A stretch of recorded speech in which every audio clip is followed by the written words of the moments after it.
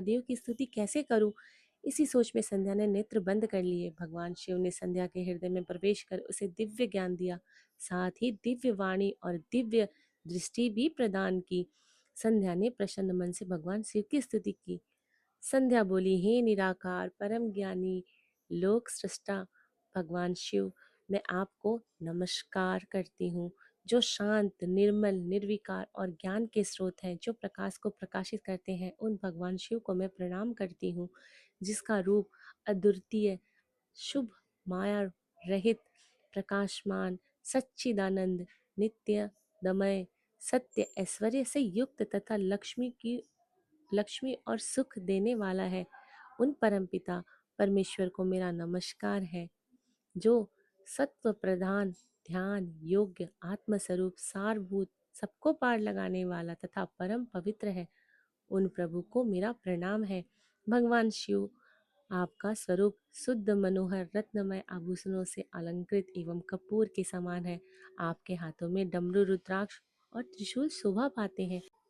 आपके इस दिव्य चिन्मय सगुण साकार रूप को मैं नमस्कार करती हूँ। आकाश, पृथ्वी, दिशाएं, जल, तेज और काल सभी आपके स्वरूप है। हे प्रभु, आप ही ब्रह्म के रूप में जगत की सृष्टि, विष्णु रूप में संसार का पालन करते हो। आप ही रुद्र रूप धारण कर संहार करते हो, जिनके चरणों से पृथ्वी तथा अन्य शरीर से सारी दिशाएं, सूर्य, चंद्रमा एवं अन्य देवता प्रकट हुए हैं। जिनकी नाभि से अंतरिक्ष का निर्माण हुआ है, वे ही सद ब्रह्म, परम ब्रह्म है। आपसे ही सारे जगत की उत्पत्ति हुई है, जिनके स्वरूप और गुणों का वर्णन स्वयं ब्रह्मा विष्णु भी नहीं कर सकते। भला उन त्रिलोकीनाथ भगवान शिव की स्तुति मैं कैसे करूं? मैं अज्ञानी और मूर्ख स्त्री हूँ। मैं किस तरह आपको पूजूं कि आप मुझ पर प्रसन्न हो? हे प्रभु, मैं आपको बारंबार नमस्कार करती हूँ।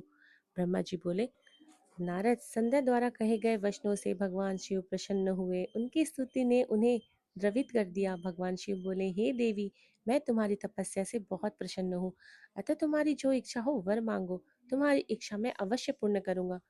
भगवान शिव के ये वचन सुनकर संध्या खुशी से उन्हें बारंबार प्रणाम करती हुई बोली, हे महेश्वर, यदि आप मुझ पर प्रसन्न होकर कोई वर देना चाहते हैं और यदि मैं अपने पूर्व पापों से शुद्ध हो गई हूँ, तो हे महेश्वर, हे देवेश, आप मुझे वरदान दीजिए कि आकाश, पृथ्वी और किसी भी स्थान में रहने वाले जो भी प्राणी इस संसार में जन्म ले, वे जन्म लेते ही काम भाव से युक्त ना हो जाए।